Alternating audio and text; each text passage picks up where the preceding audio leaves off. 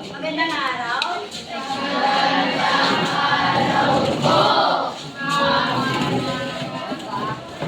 Simula ng araw na ito, pangunahan ng patient ang magiging panalangin.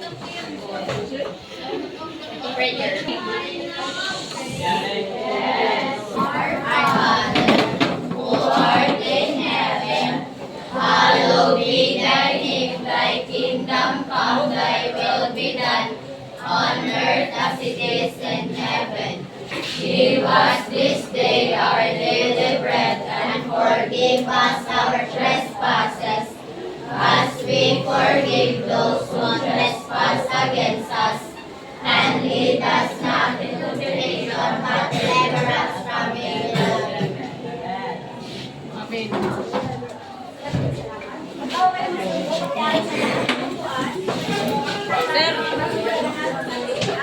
Pakita ko ito sa basurahan. Lahat na ba? Namopo? Lagyan ng isa, dalawa, tatlo. Tapos meron din tayo dito mga alitutuloy kung saan pinapaalalahanan tayo mga dapat at hindi dapat gawin. Malinaw ba? Malinaw ba? Meron ba pumitan sa klase? Meron? Wala? Wala? Ngayon, babalik-aral tayo. Ano mga pangalan na lang ng araw? Patient. Maaari mo ba ibahagi kung ano nga ba na lang ng araw?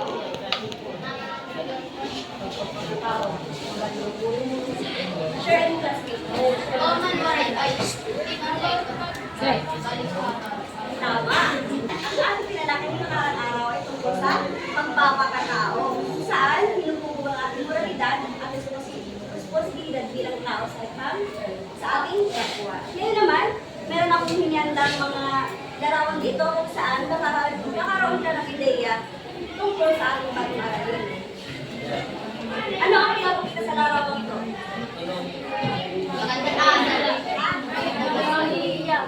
Ano?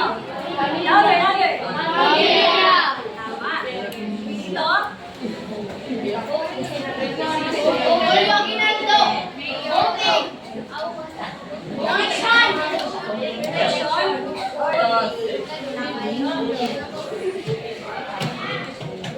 Meron akong katanungan dito na kasagot.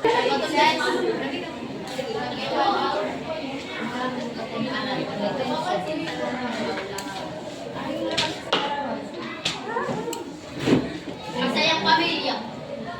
May pamilya na.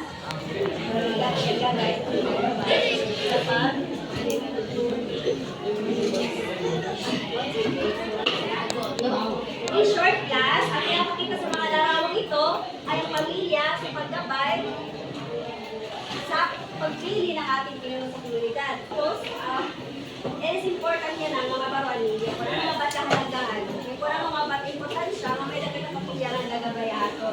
So, ready na ba kung bumati? Yes!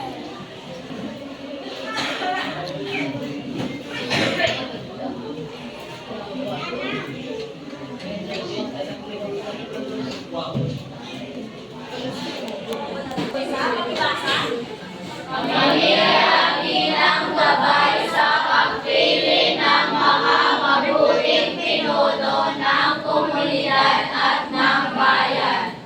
Ang ating layunin ngayong araw ay sa aralin na ito, inaasahan na malilinang ng mga mag-aaral ang sumusunod na kaalaman, kakayahan at pag-unawa. Ay nasalilo sa bastong pagdilati sa mga pinuno na may mabuting katangian ayon sa gabay ng pamilya.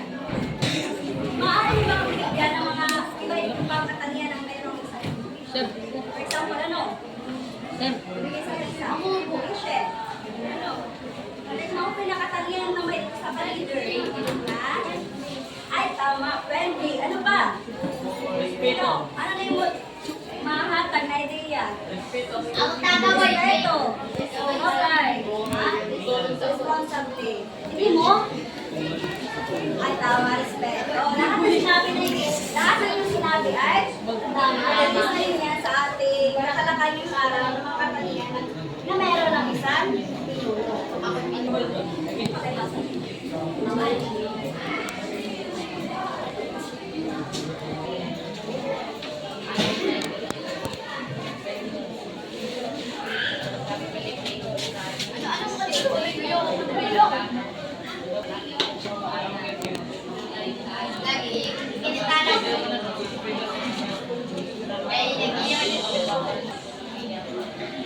Sa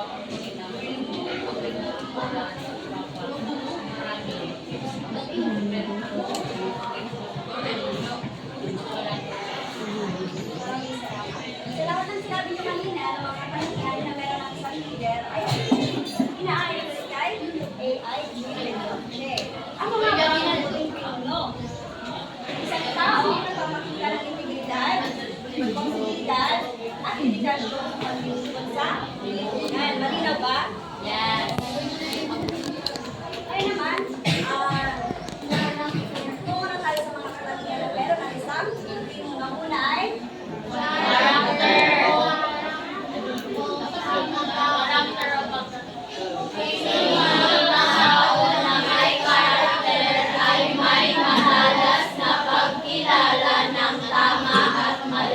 sino kayo nang sumagot ng may respeto dapat ang pinuno? Sino? Tama yun dahil isa-isa na merong katangian dapat meron ng isang pinuno sa ating komunidad. Pangalawa naman ay Heart, puso o pag-ibig. Ang leader na may puso ay nakasentro lang sa pagsisilbi sa taong bayan na gusto niya umangat ang katayuan sa buhay. Punsod ng tunay na pagmamahal sa kanila. malinaw ba? Yes! Big heart ng puso. Dito na about crush. Yes! Bilang pinuno, dapat may pagmamahal tayo sa ating kapwa. Kung may mga baha, may mga iba-ibang klase ng mga kalamidad, dapat numero uno na ako nakikita sa tulong, mga konsehan, tama? Alam ba niyo yung mga kuman, mga kapitan, barangay? Yes! Sapagkat sila ay may pagmamahal. Ang pangatlong katangian ay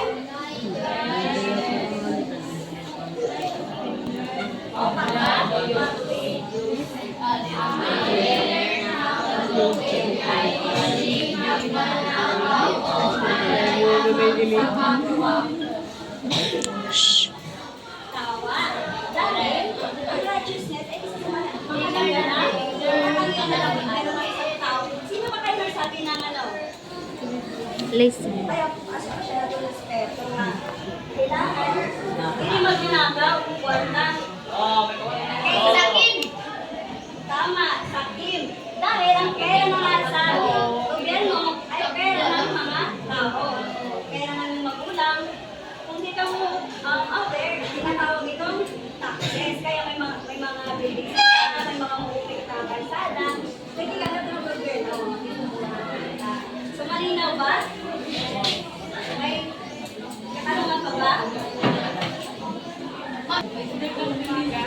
Yes! Ako nga pala si Floresta Rosa Gala, ay yung magiging gawin ko para sa at para sa pang-apat na katangian ng isang mabuting leader ay integrity o matapat na paninindigan. Ano pa ba? Maalok mo siya sa nasa isang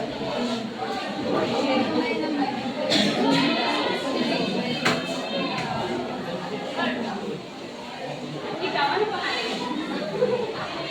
Maaari bang ibigay mo ang opinion mo sa integrity? Wala.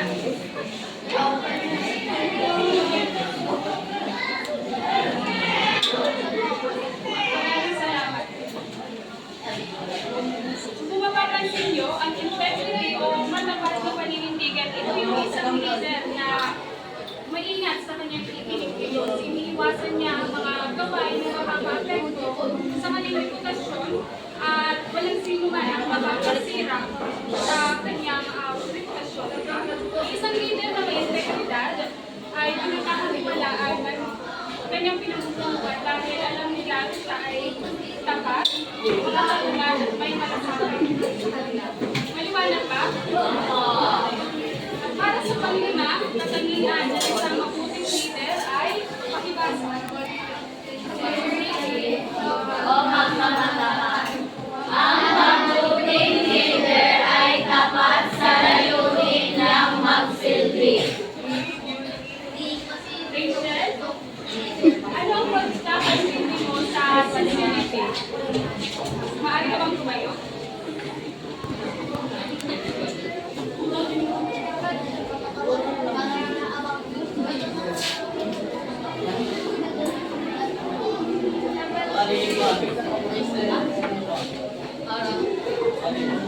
Bawal sa nation, maaari ka ng grupo.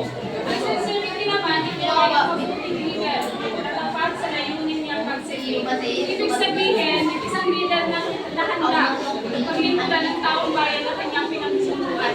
Hindi lamang para sa pansarili o panlabas na interes, kundi sa tunay niyang tungkulin at sa taong kanyang pinagsusuan. Iwanan? Opo. At para sa pangkulit, katangian ng isang mabuting leader, ito ay good o katotohanan. Ibasa. Ang aming panuntunan niya ay katotohanan. Ibig sabihin dito sa good o katotohanan ay pagiging honest, di ba? Dito naman, ay isang leader na may pananagutan sa pagsasabi so kung ano nga ba yung tama at ano mali. Gumagawa ng mga mabuti kahit ito hindi plus na para sa kanya. Okay? So, yun ang ating nakatangian ng isang mabuting leader. Sige nga po, may natutunan kayo. Ano nga ulit ang anim na katangian na yun? Character, heart, righteousness, integrity, sincerity, truth. Kung mapapansin nyo sa anim na katangian na iyon, meron ditong acronym. Kung ibig sabihin, tinatawag natin na RISE. Bakit? Dahil, ibig sabihin, kahit saan mas beto ng buhay na meron ka, ang isang mabuting leader ay may pagkilala sa Diyos. Ito ang napaka-importanting bagay sa lahat. Okay? May natutunan ba kayo sa anim na katangian? Ngayon, tayo naman ay susubo sa unang gawain natin para sa iyong talakayan.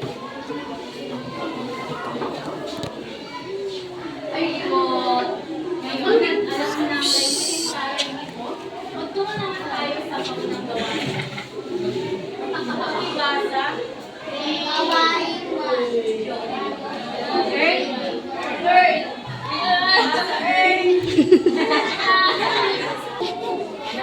Bigay ang kahulugan sa bawat salita ng ating ina. Sulat sa ating sulat ang letra at gawin sa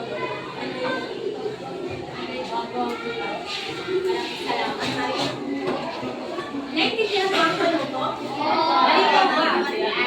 Ngayon, kumuha na kayo ng kalahating papel. 1/4 sheet of paper. And, opo, 1/4. Bibigyan ko lang kayo ng isang minong stick.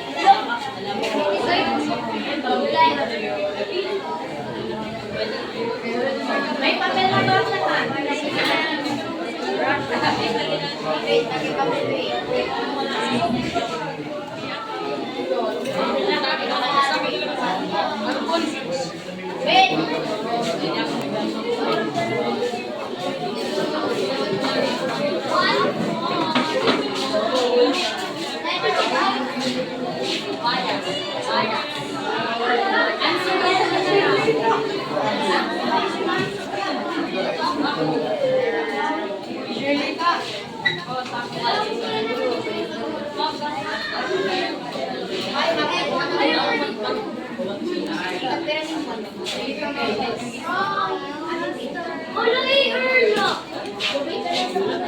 Magsiupo na ang lahat. Magsiupo na ang lahat. Sagutan na ang nasa bisaya.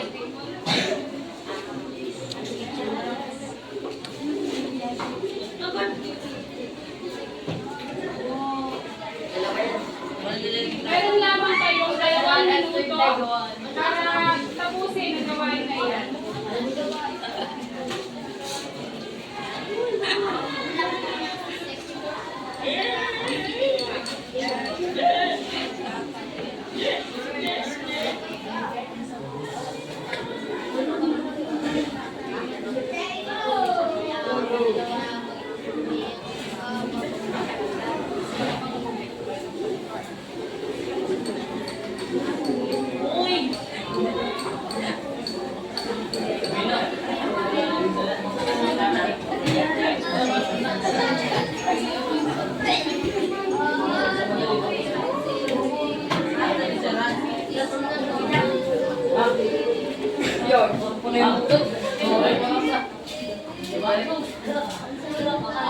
Opo, answer lang din na lang.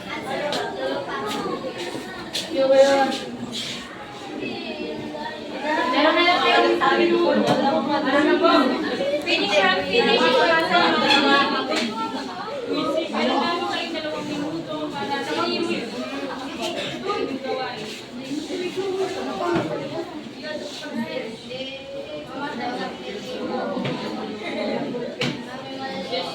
Talagang nakinig kayo.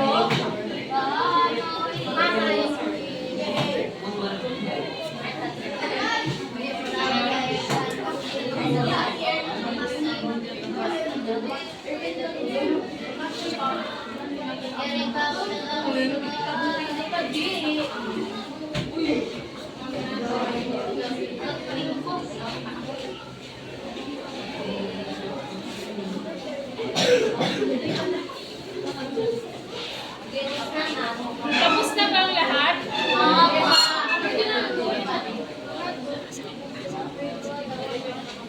Ang pating gawain siya. Tapos na ba ang lahat? Kung tapos na ang lahat, ipasa sa harapan ng papel. Ang time. Finish or unfinish, ipapasa niyo ang papel.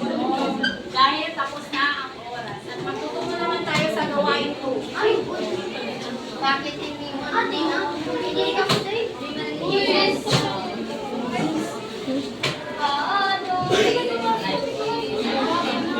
Talaga.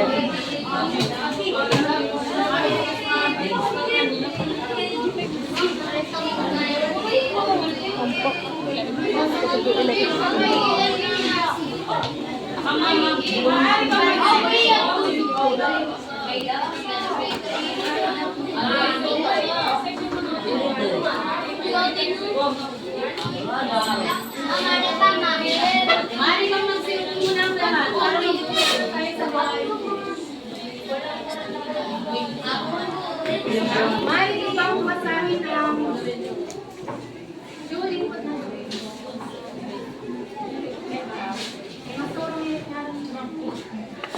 Dito na. Magsilip muna ang lahat. Uy, mambo. Para sa gawain ko, maraming magmasahin. Zen.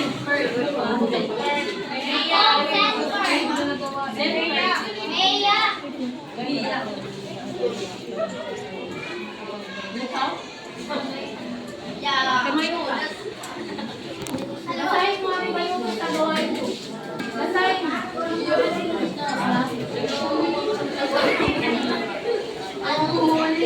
Right, right, wala.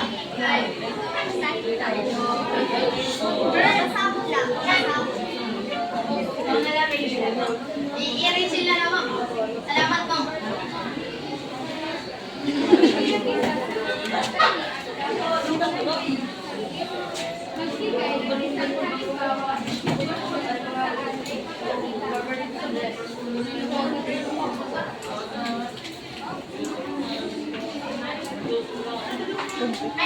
Naintindihan niyo ba ang panungkot?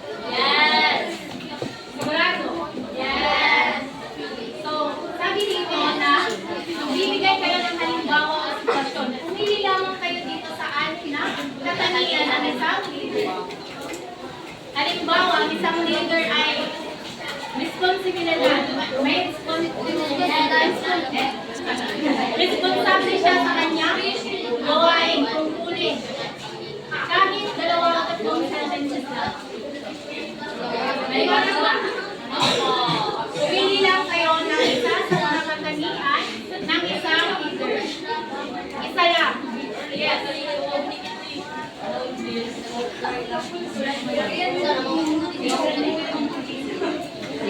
Kumuha na kayo ng maraming papel.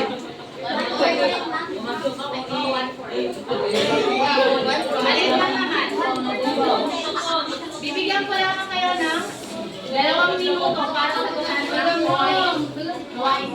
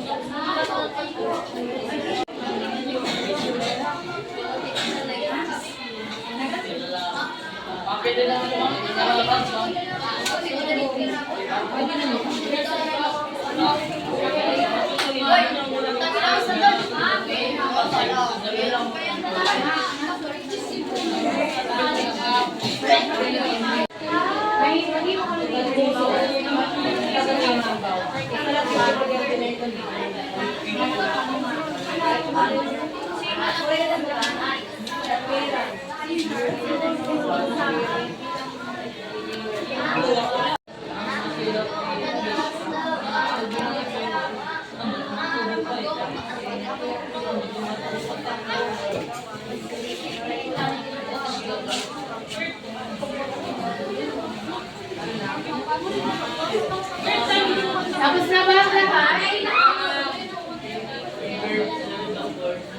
Ipasa na ang tapos na. Ang tapos na, ipakipasa. Dito nila ito. Answer na lang.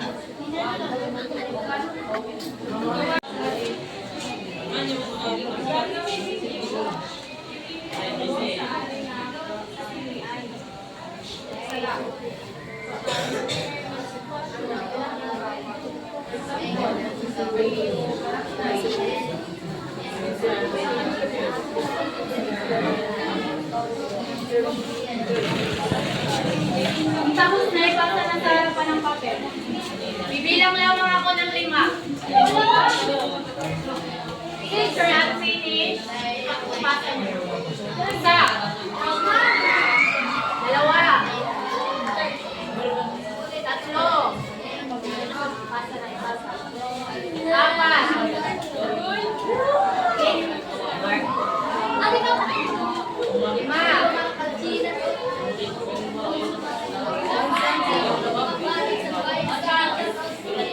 Dahil natapos niyo na ang inyong gawain, bigyan na natin ng 2 palakpak ang ating mga sarili.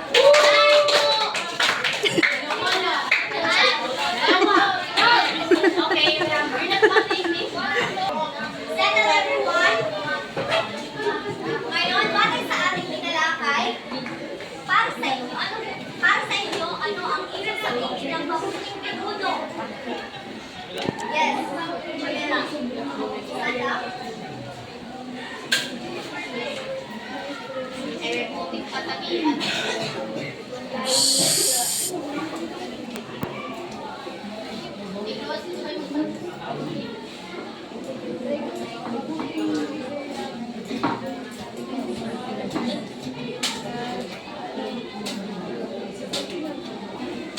Okay, tama. Ang mga pinuno ay nagsisilbing, nagsisilbing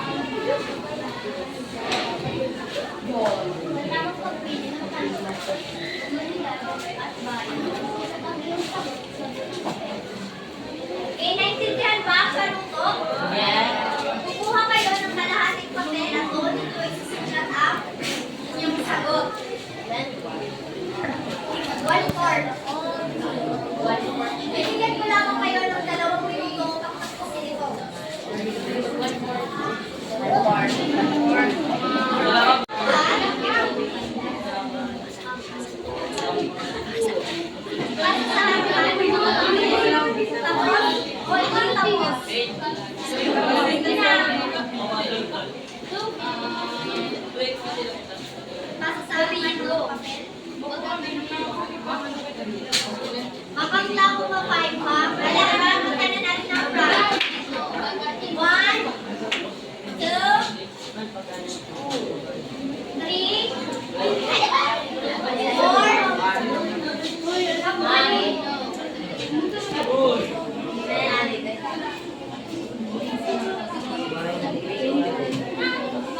Para sa paglalahad ng ating aralin at dinalaki natin ang mga katangian. Gusto ka ba ang mga katangian na ating lalakay?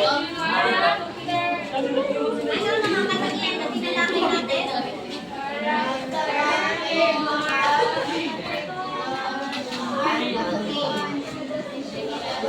Dinalaki din natin ang pamilya bilang gumagabay sa pagpili sa ating mga pinuno.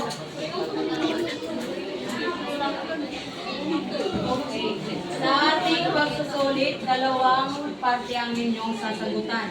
Nakikita niyo dito, ang una ay ang pagpili ng tamang litra sa mga katanungan, 1 to 5. Tsaka ang pangalawa ay ang magbigay ng 5 katangian ng isang mabuting leader. So maglalagay kayo dito ng mga katangian ng 5 katangian ng mabuting leader. Dito naman, pipili lang tayo ng mga tamang sagot o tamang litra para sa mga katanungan na ito. Kumuha kayo ng kalahati papel at bibigyan ko lang kayo ng 3 minuto para sa buhay.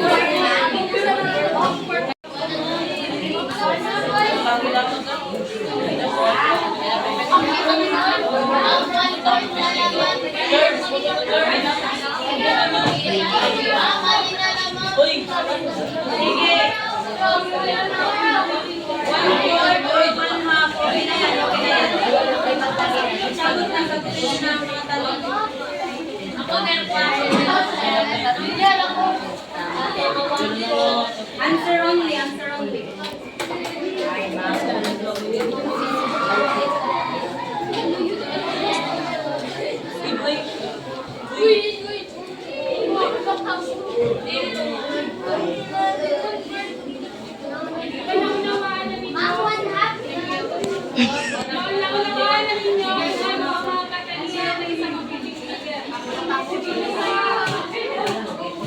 Pangalawang pagkataya, suwan ninyo, wali ng mga katangian na iyon. 5 katangian lamang. Agawaan, para sa unang pagkataya naman,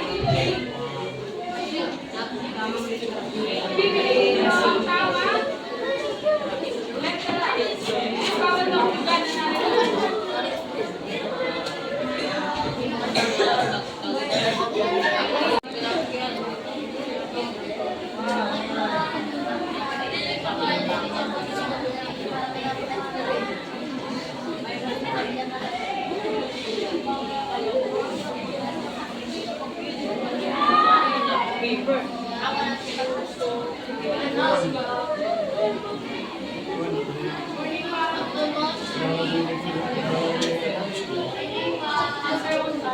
Dami ni Gatong Fish. 40 seconds. 10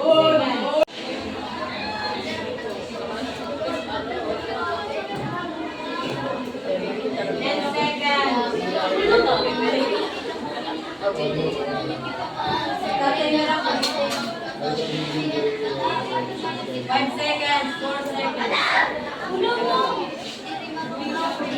Time na. Okay, pasa ang inyong papel sa harapan. Anahimik mo na. Para sa ating dagdag aralin, tusay ng paluto, abaniko, tusay ng paluto para sa dagdag aralin. Kasali lang ang paluto.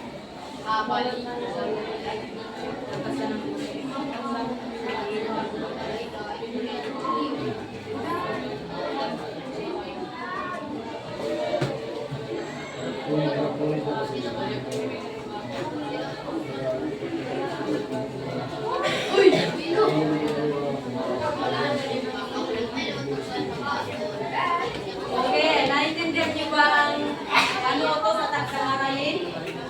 Okay, sumulat pa ikaw kayo ng salaysay 40 Ito ang kaugnay sa pagsang pamilya bilang gabay sa pagpili ng mabuting pinuno ng komunidad at ng bayan. Ibigay ang inyong pananaw at halimbawa kung paano nakakatulong ang mga aral at pagpapalagang natutunan sa pamilya sa tamang pagpasyang pumili ng pinuno.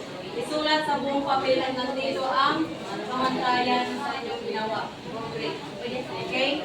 Pasa na ang inyong mga papel sa harapan. Oh Lord. Magkaroon ng pananaw. Okay na. Blessing man namin ka.